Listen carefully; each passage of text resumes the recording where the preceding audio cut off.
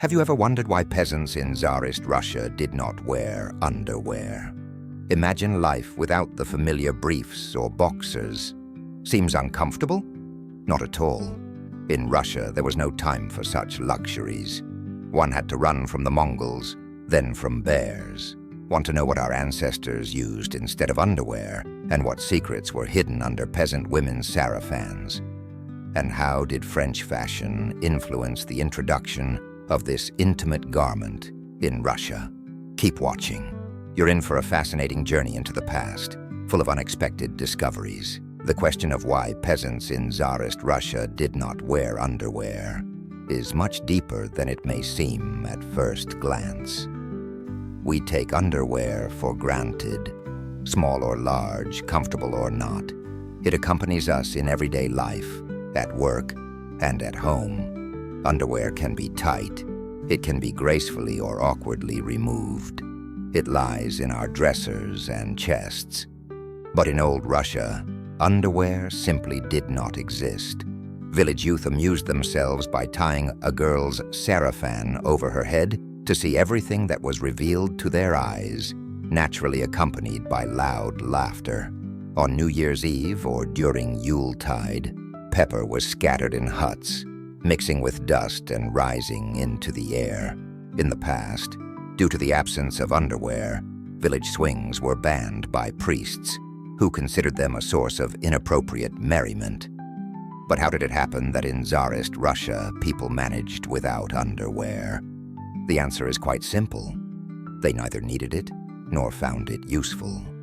Life was much easier without it. In Russia, there was no time for elaborate garments. Days were spent in constant movement, running from the Mongols, chasing them, fetching firewood, or escaping from bears. In winter, people had to protect themselves from the cold. In summer, from ticks. Even in the delicate moment of answering nature's call, one had to act quickly before an unexpected guest appeared. Simplicity and practicality in clothing were paramount for survival, and underwear only got in the way. It was impossible to run or work properly with it. Russians managed without the underwear we know today, replacing it with two shirts. The upper one, adorned with ornaments and patterns crafted by a wife, sister, or mother, was called a verchnitsa. It reflected the owner's status and the care of his loved ones. Beneath it was a simple, undyed shirt, known as a srachitsa or sorochitsa. The srachitsa accompanied a Russian man everywhere. He slept in it, fought at the Battle of Kulikovo, 1380, between Russian forces led by Dmitry Donskoy and the Golden Horde, and at the Battle of Borodino, 1812, the largest battle of the Napoleonic Wars between Russia and France. After bloody battles, thousands of old srachits fluttered in the wind, a reminder of those who had worn them for the last time. In peacetime, it was the last thing a young wife saw when her husband first crossed the threshold of their bridal chamber, seeking happiness with her.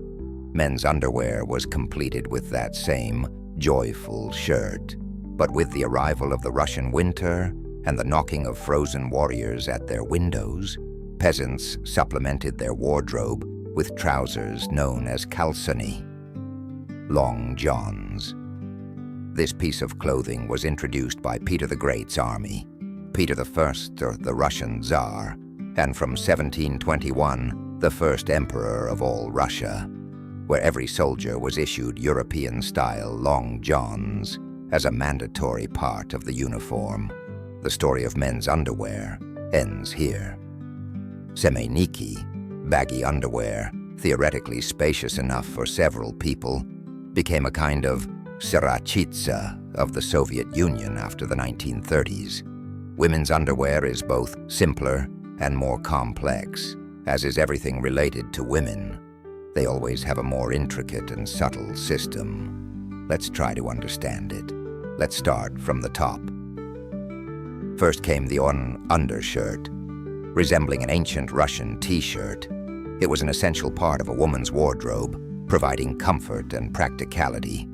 Unlike the men's Tsarist, which was suitable for all occasions, whether drunken village festivities or battle, women's nightgowns were exclusively home wear. A peasant woman was not supposed to appear in public, wearing only a nightgown. The thin fabric would betray the contours of her body, leading to gossip. A woman could only go outside fully dressed, wearing a kokoshnik, traditional headdress, sarafan, skirt, and tying up her loose hair. Any improper detail was unacceptable, as one's external appearance was not just a matter of aesthetics, but a reflection of modesty and honor. For peasant women, showing underwear was such a disgrace that Cossack women from the Don and Simbirsk regions completely abandoned skirts. This was because skirts could resemble nightgowns, hinting at inappropriate domestic intimacy. Instead of skirts, they wore petticoats over long nightshirts, covering their figures and adding modesty. However, sometimes these petticoats contained a playful touch. To intrigue their beloved men, peasant women embroidered them with mischievous patterns, perhaps a rooster with a hen, a puppy, or another amusing scene. And sometimes there was nothing at all, as imagination was also a powerful weapon. For going outside, women wore sarafans and skirts over their underwear. However, from the perspective of old Russian customs, nothing extra was worn underneath. This made a peasant woman's life more convenient. Working in the fields, moving in the wind, or tending the garden was much easier.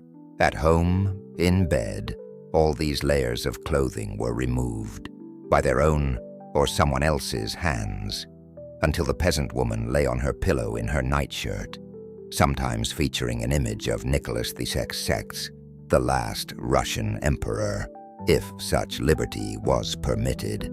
So, where was the underwear? The answer is simple. It did not exist in rural Russia.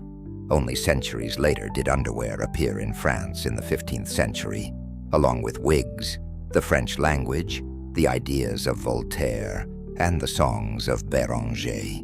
It gradually spread into Russian nobility and the Romanov imperial family. But for commoners, this novelty remained inaccessible until the 20th century. Russian czars and nobles eagerly adopted French fashion, including silk underwear, which became a symbol of refined taste and status. However, for peasants, such expenses seemed senseless, and underwear remained a privilege of the elite. Everything changed in the early 20th century when factories established mass production of inexpensive cotton underwear. At first, underwear became common among men, but for women, wearing it was long considered unacceptable. In villages, it was associated with foreign, heathen traditions. Old women furiously scolded young girls who dared to wear this item of clothing. Only the revolution and the rise of Soviet power, along with electrification, symbolized by Lenin's light bulb campaign, granted peasant women the right to comfort and hygiene, making underwear available to all. A new era freed women from the relics of the past, integrating this element into everyday life. However, there were other strange customs and hardships in village life. Let's examine the most unusual ones.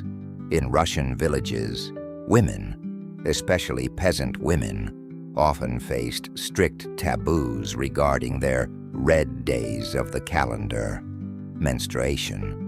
These days forced them to conceal their natural cycles and limit their presence in public spaces. It was believed that during these days, women could not participate in certain rituals, such as prayers, or touch sacred objects and even food. In some regions, they had to live separately in a designated hut to avoid contaminating others. Such beliefs, combined with a lack of biological and medical knowledge, created an atmosphere of shame, that forced peasant women to endure discomfort for many years.